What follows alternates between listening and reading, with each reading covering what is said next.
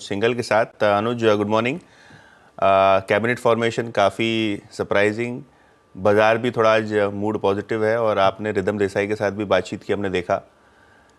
क्या अब लग रहा है आपको बाजार में नया है बनेगा? मॉर्निंग यतिन, मॉर्निंग आशीष। मैं सरप्राइज हूँ एक्चुअली कि गिफ्ट निफ्टी सिर्फ 30 पॉइंट ऊपर है।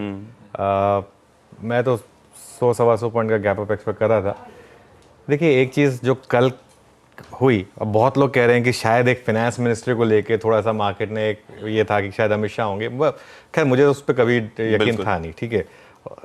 होम मिनिस्ट्री बहुत सेंसिटिव मिनिस्ट्री है और आई डोंट थिंक कि वो अमित शाह को मतलब कोई सवाल भी था कि वो कोई और होम मिनिस्टर हो सकता है इस कंडीशन में। इस समय जो मेरे लिए एक सबसे बड़ा की टेक अवे है वो ये है कि अगर आप आज उठें फॉर एग्जांपल और कैबिनेट देखें तो आपको लगेगा ही नहीं कि कोई इलेक्शन नाम की कुछ चीज़ भी हुई थी इस देश में, ठीक है।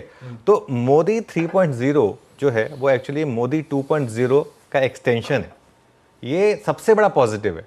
बिग फोर में कोई चेंज नहीं है और ना ही कोई और बड़ा मंत्रालय एलाइज को गया है। सिर्फ एक एविएशन मिनिस्ट्री को अगर आप छोड़ दें तो अदरवाइज ऐसा कुछ भी नहीं है। कई लोग कह रहे थे कि ये टीडीपी को ये मिनिस्ट्री चाहिए, जेडीयू को ये मिनिस्ट्री चाहिए।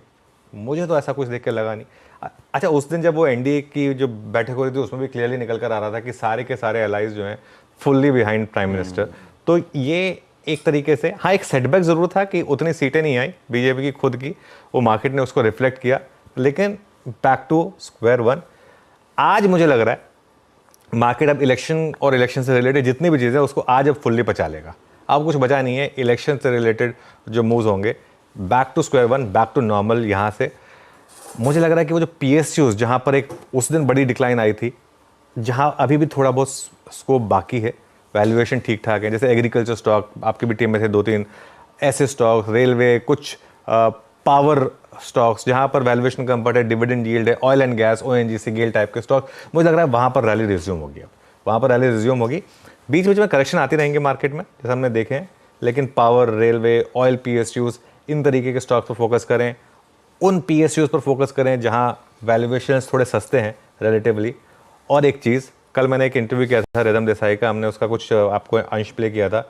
एक बाइट प्ले करता हूँ मैं उसकी, क्योंकि बहुत लोगों को ये रिस्क लग रहा है कि अगर ये रिस्क लग रहा है कि रिफॉर्म्स यहाँ से स्लो डाउन हो जाएंगे, रिदम देसाई का ये मानना है कि रिफॉर्म्स ना सिर्फ कंटिन्यू करेंगे बल्कि एक्चुअली यहाँ से पेस पिकअप करेंगे। उस बाइट को प्ले करते हैं एक बार। मोदी 3.0 की वापसी के बाद क्या अब उस पर एक मोहर लग रही है? ऑफ कोर्स मोहर तो लग गई है। हाँ। अगले 5 साल के लिए मुझे लग रहा है और प्रोग्रेस होगा देश का। तो ये तो बुल मार्केट चलते रहेगा। अभी भी मार्केट में एक रिस्क ये है कि ये अभी भी फुल मेजोरिटी वाली सरकार नहीं है बीजेपी की। हाँ। एक NDA की सरकार है। तो क्या पॉलिसीज़ में कुछ कॉम्प्रोमाइज करना पड़ेगा कंपेयर टू जो पहले पॉलिसीज थी उसके? इकोनॉमिक रिफॉर्म के लिए, हाँ, ओके, ये ऐसा ज़रूरी नहीं है कि आपको एकदम एब्सोल्यूट मेजॉरिटी चाहिए। ओके।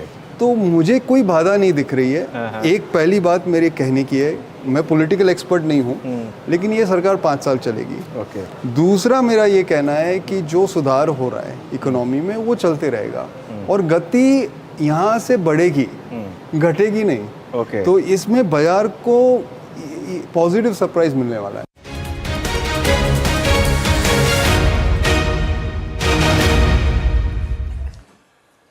ये